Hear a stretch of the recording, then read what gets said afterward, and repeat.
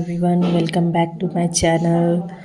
आज का हमारा टॉपिक है जंतुओं में पोषण। लास्ट टॉपिक में हमने पौधों में पोषण के बारे में जाना था। अब है जंतुओं में पोषण। जंतुओं में पोषण के दौरान हम लोग इसमें अमीबा में पोषण कैसे होता है उसके बारे में हम लोग अध्ययन करेंगे। अमीबा में पोषण, तो सबसे पहले हमें ये जानना है कि अमीबा आखिर है क्या। तो हम लोग जानते हैं कि अमीबा एक प्राणी समपोषी जीव है। प्राणी समपोषी जीव, प्राणी समपोषी जीव है और यह मृदु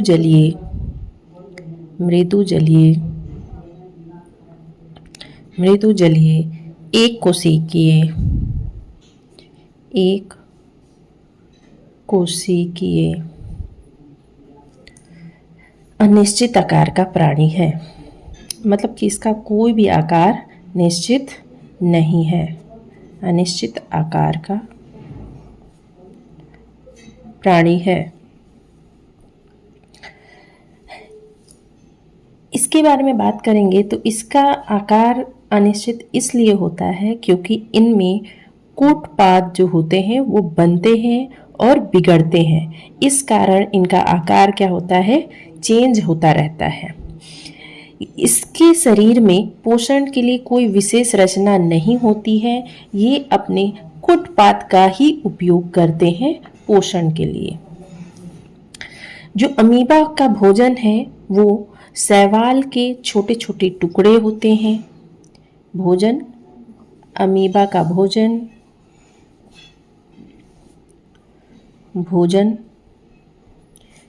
क्या है, शैवाल के छोटे छोटे टुकड़े हैं।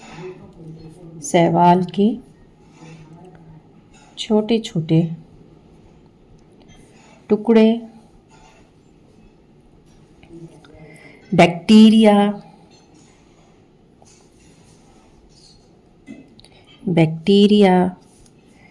डायटम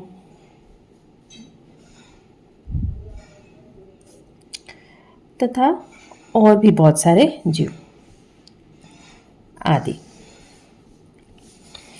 अमीबा में जो पोषण की प्रक्रिया होती है वो 3 तरह से होती है। अमीबा में पोषण की प्रक्रिया सबसे पहले अंतःग्रहण,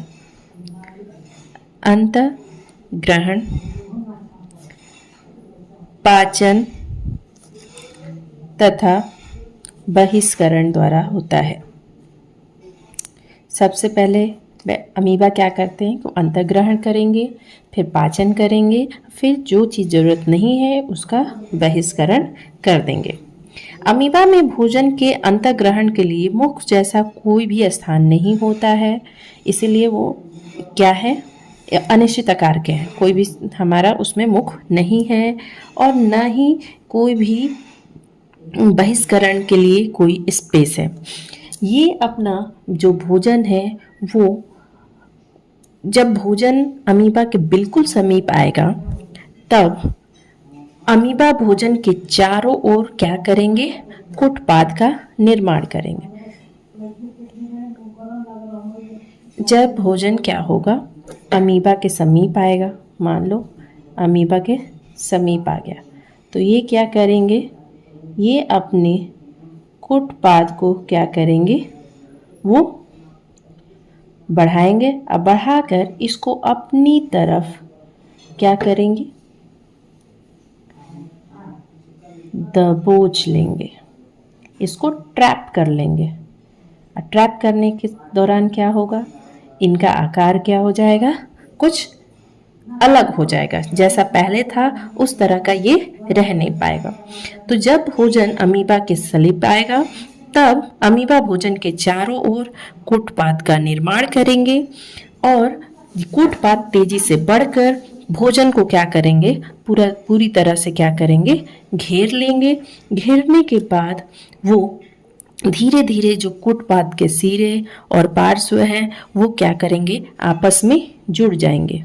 आपस में जुड़ने के बाद इस तरह एक भोजन राजधानी का निर्माण हो जाता है। एक भोजन रसधानी का निर्माण हो जाएगा, जिसमें भोजन के साथ साथ क्या रहेगा, जल भी हमारा रहेगा, मौजूद रहेगा। भोजन का पाचन भोजन रसधानी में ही एंजाइमों के द्वारा होगा।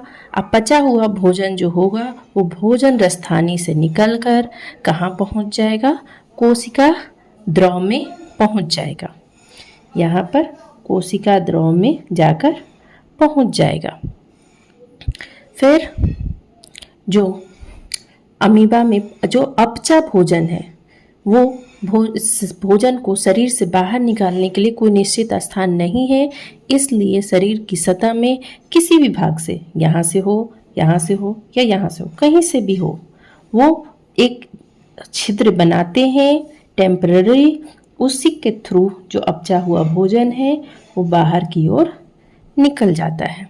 तो इस तरह से हमारा अमीबा में पोषण का अंतर्ग्रहण, पाचन और बहिष्करण हो जाता है, और जो भी कोशिका द्रव में जमा हुआ हमारा भोजन था वो पूरे शरीर में क्या होगा, वितरित होने लगेगा।